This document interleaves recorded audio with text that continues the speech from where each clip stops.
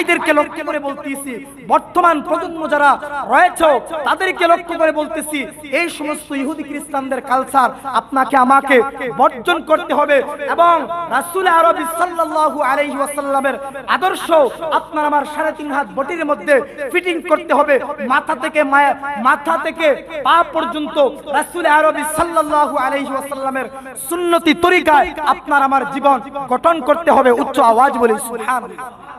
ভাইরা আমার, বন্ধুরা আমার, আরেকটি কথা না বললেই নয়।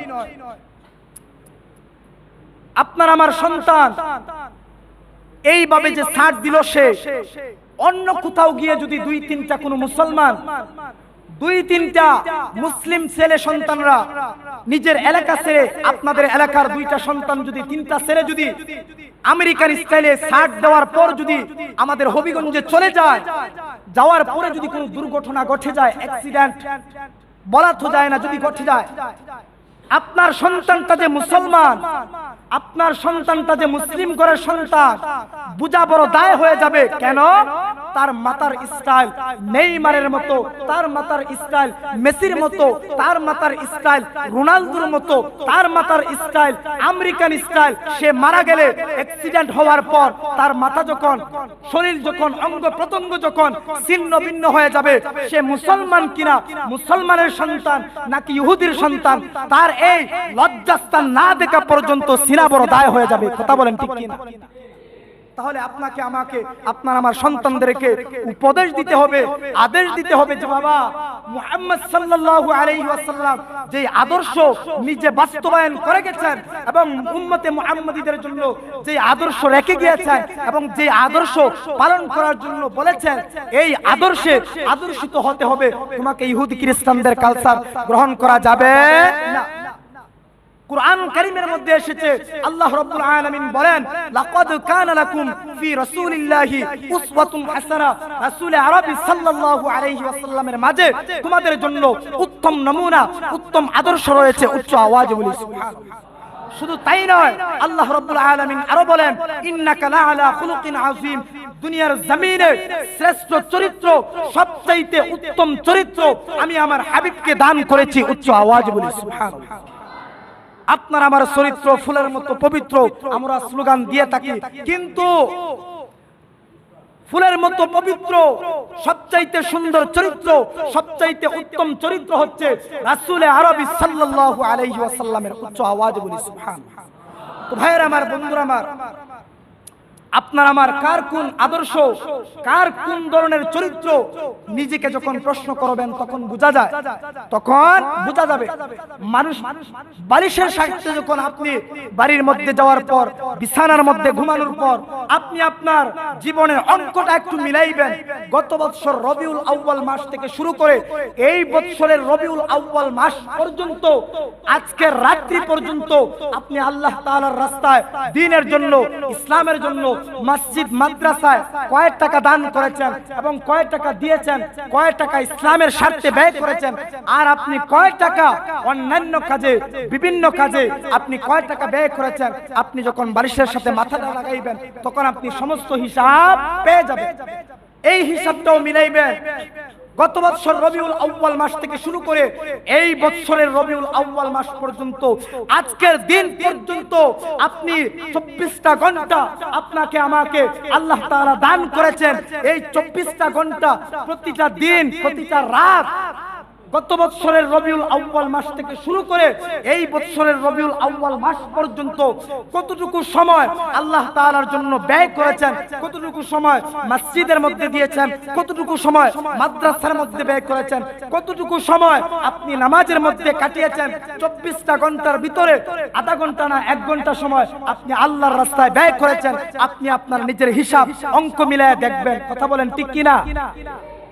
আপনি আমি যখন এই হিসাবটা, অঙ্কটা মিলাইতে যাব, মনের মধ্যে একটা খটকা লেগে যাবে, হায় হায়, আমি দিন রাত 24টা ঘন্টা পেয়েছি, আল্লাহ তাআলা আমাকে করুণা করেছেন, মায়া করেছেন, দয়া করে দান করেছেন, কিন্তু যেই রব্বুল আলামিন দুনিয়ার জমিনে আমাকে পাঠাইলেন, ইবাদতের জন্য, আমল আখলাক করার জন্য, আল্লাহ তাআলার গুণকীর্তন করার জন্য, আল্লাহ তাআলার জিকির আজকার করার জন্য 24টা ঘন্টা আমাকে সময় দিয়েছেন, কিন্তু দেখা যায় আমি আল্লাহ তাআলাকে 1 ঘন্টা সময় দিতে রাজি না। মসজিদের মধ্যে যখন আসি আমার ব্যস্ততা শুরু হয়ে যায়, মসজিদের মধ্যে সবার শেষে আসি এবং সবার আগেই মসজিদ থেকে চলে যাই। এক কথায় আমি আল্লাহ তাআলাকে বুঝাতে চাই আমি ব্যস্ত মানুষ, দুনিয়ার যায় ঝামেলায় আমি জড়িয়ে পড়েছি, আপনাকে সময় দেওয়ার মতো টাইম আমার কাছে নাই। আমাদের সমাজের মধ্যে 100% 100% সত্য কথা, কিছু মুসল্লিয়ানে কেরামগণ আছেন, আমরা রয়েছি যে মসজিদের মধ্যে সবার শেষে ঢুকি এবং সবার আগেই মসজিদ থেকে চলে। এই কাজগুলো করবেন। আপনি কাকে ব্যস্ততা দেখাচ্ছেন? যেই রব আপনাকে আমাকে সৃষ্টি করেছেন, এই রবকে আমি ব্যস্ততা দেখাইতেছি। যেই রব আপনাকে আমাকে দুনিয়ার জমিন দেখাইলেন, আলমে আরওয়াহ থেকে, রূহের জমিন থেকে, রূহের জগৎ থেকে আলমে রহমের মধ্যে পাঠাইলেন, মায়ের রহমের মধ্যে পাঠাইলেন, মায়ের রহম থেকে আলমে দুনিয়ার মধ্যে পাঠাইলেন, আলমে দুনিয়া থেকে আবার আপনাকে আমাকে আলমে বরজখে যেতে হবে, আলমে বরজখ থেকে আপনাকে আমাকে আলমে মাহশারে যেতে হবে। এই কয়েকটা জগৎ, আলমে আরওয়াহ, আলমে রহমি, আলমে দুনিয়া, 3 নাম্বার জগতের মধ্যে আপনি আমি বসবাস করি। প্রথম যেই জগৎটা, এই জগৎটা হচ্ছে আলমে আরওয়াহ, রূহের জগৎ। আল্লাহ রাব্বুল আলামিন কিয়ামত পর্যন্ত যতগুলো মানুষ দুনিয়ার জমিনে আসবে, কিয়ামত পর্যন্ত যত মানুষ দুনিয়ার জমিনে আসবে, আলমে আরওয়াহের মধ্যে আল্লাহ রাব্বুল আলামিন সমস্ত রূহকে একসঙ্গে সৃষ্টি করেছেন। উচ্চ আওয়াজ বলি সুবহানাল্লাহ। আপনার সন্তানটা আপনি আমি বিয়ে করার পর দুনিয়ার জমিনে আসে, কিন্তু আল্লাহ তাআলা আলমে আরওয়াহের মধ্যে তাকে সৃষ্টি করে রেখেছেন আগে থেকে। আলমে রহমি, মায়ের পেট, আলমে আরওয়াহ থেকে আলমে রহমির মধ্যে আল্লাহ তাআলার কুদরতি ভাবে আলমে রহমির মধ্যে আল্লাহ তাআলা পাঠাইলেন। আলমে রহমির থেকে আপনাকে আমাকে আল্লাহ রাব্বুল আলামিন অত্যন্ত দয়া করে মায়া করে আলমে দুনিয়ার জমিনে পাঠাইলেন। দুনিয়ার আলো বাতাস দেখাইলেন, দুনিয়ার সৌন্দর্য দেখাইলেন, দুনিয়ার সমস্ত কিছু দেখাইলেন, ইচ্ছা শক্তি দান করলেন। ইচ্ছে করলেই মসজিদে আসতে পারি, ইচ্ছে করলেই হাটে যেতে পারি, ইচ্ছে করলেই জশ্নে জুলুস পবিত্র ঈদে মিলাদুন নবীতে অংশগ্রহণ করতে পারি, ইচ্ছে করলেই নাও করতে পারি, ইচ্ছে করলেই নামাজ পড়তে পারি, ইচ্ছে না করলেই নামাজ পড়ব না। এই বাক শক্তি, স্বাধীনতাটা আল্লাহ রাব্বুল আলামিন ইনসানদেরকে, মানুষদেরকে দিয়েছেন। কিন্তু দেখেন, ফেরেশতাও আল্লাহ তাআলার তৈরি। ফেরেশতা এমন একটি জাতি, যেই জাতিকে আল্লাহ রাব্বুল আলামিন ইচ্ছা শক্তি দেন নাই। মানুষকে অত্যন্ত দয়া করে মায়া করে ইচ্ছা শক্তি দিয়েছেন। বান্দা ইচ্ছে করলে গান শুনতে পারো, বান্দা ইচ্ছে করলে গজল শুনতে পারো, বান্দা ইচ্ছে করলে ওয়াজ মাহফিল শুনতে পারো, বান্দা ইচ্ছে করলে যে কোন সময় যে কোন মুহূর্তে ঘুমিয়ে থাকতে পারো, বান্দা ইচ্ছে করলেই নেক কাজ করতে পারো, ইচ্ছে করলেই গুনার কাজ করতে পারো। আমি আল্লাহ তোমাকে কেন দুনিয়ার জমিনে পাঠিয়েছি জানো? আল্লাযী খালাকাল মাউতা ওয়াল হায়াতা লিয়াবলুয়াকুম আইয়ুকুম আহসানু আমালা। আমি আল্লাহ তোমাকে পাঠিয়েছি দুনিয়ার জমিনে পরীক্ষা করার জন্য। উচ্চ আওয়াজে বলি সুবহানাল্লাহ। জীবন এবং মৃত্যুর মাঝখানে যে সময়টা আপনি আমি দুনিয়ার জমিনে কাটাইব, ওই সময়টাতে আল্লাহ রাব্বুল আলামিন আপনাকে আমাকে পরীক্ষা করবেন কিসের মাধ্যমে? আইয়ুকুম আহসানু আমালা, নেক আমলের মাধ্যমে পরীক্ষা করবেন। বেশি আমল করবে, সারাদিন আমল করলেন, ওযু ছাড়া আমল করলেন, কাজ হবে না। বেশি আমলের কথা আল্লাহ তাআলা বলেন নাই। নেক আমল কোন কোন বান্দারা করবে, ভালো আমল কোন কোন বান্দারা করবে, এবং আমল কার বেশি হবে, কার আমলটা শুদ্ধ হবে, সহি হবে, যার আমল পরিশুদ্ধ হবে, সহি শুদ্ধ হবে, আমি আল্লাহ তাকে কাল কিয়ামতের ময়দানে ওই বান্দাকে বিনা হিসাবে আমি আল্লাহ তাকে জান্নাতুল ফেরদাউসে ঢুকিয়ে দিব। উচ্চ আওয়াজ বলি সুবহানাল্লাহ।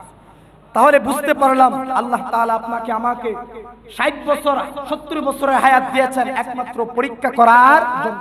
কুরআনুল কারীমের মধ্যে ডাইরেক্টলি রয়েছে যে আল্লাযী খলাকাল মাউতা, আমি আল্লাহ মৃত্যু সৃষ্টি করেছি, ওয়াল হায়াতা লিয়াবলুয়াকুম আইয়ুকুম আহসানু আমালা, এবং হায়াত দিয়েছি বান্দাকে, নির্ধারিত হায়াত যতদিন পর্যন্ত দুনিয়ার জমিনে থাকবে ওই দিন পর্যন্ত সে কেমন আমল করবে, নেক আমল করবে নাকি খারাপ আমল করবে, নেক কাজ করবে নাকি খারাপ কাজ করবে, আমি আল্লাহ তাকে পরীক্ষা করার জন্য দুনিয়ার জমিনে পাঠিয়েছি। উচ্চ আওয়াজে বলি সুবহানাল্লাহ।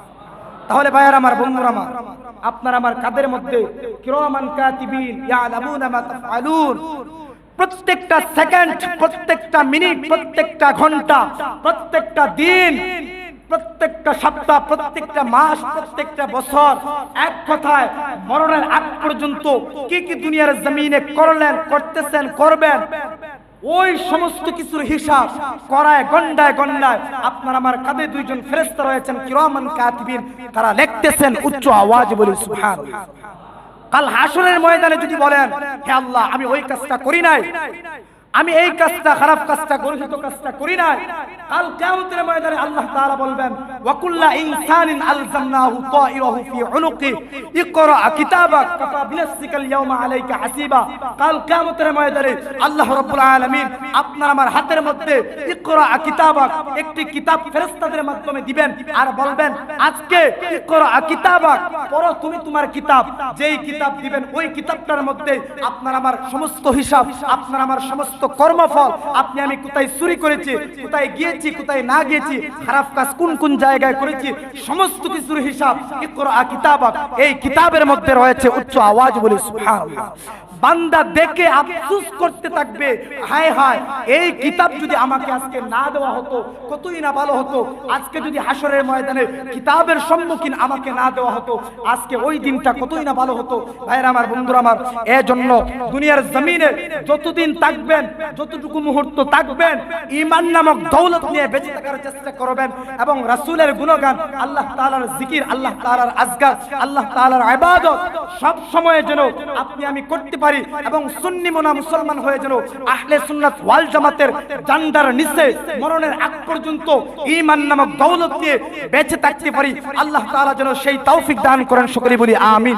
ওয়া আখিরি দাওয়ানা আলহামদুলিল্লাহি রাব্বিল আলামিন। আসসালামু আলাইকুম ওয়া রাহমাতুল্লাহি ওয়া বারাকাতুহু। নারায়ে তাকবীর, নারায়ে রিসালাত, আহলে সুন্নাত ওয়াল জামা, হযরত মাওলানা আবিদুর রহমান সাহেব, পবিত্র ঈদে মিলাদুন নবী, নূর নবীজির আগমন, হায়াতুন নবীর আগমন, জিন্দা নবীর আগমন, দয়ালু নবীর আগমন, মায়ার নবীর আগমন, পবিত্র ঈদে মিলাদুন নবী।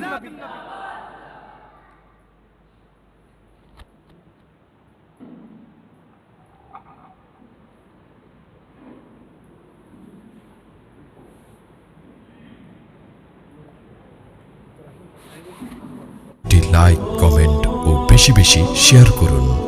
আমাদের সাথে থাকুন। ধন্যবাদ।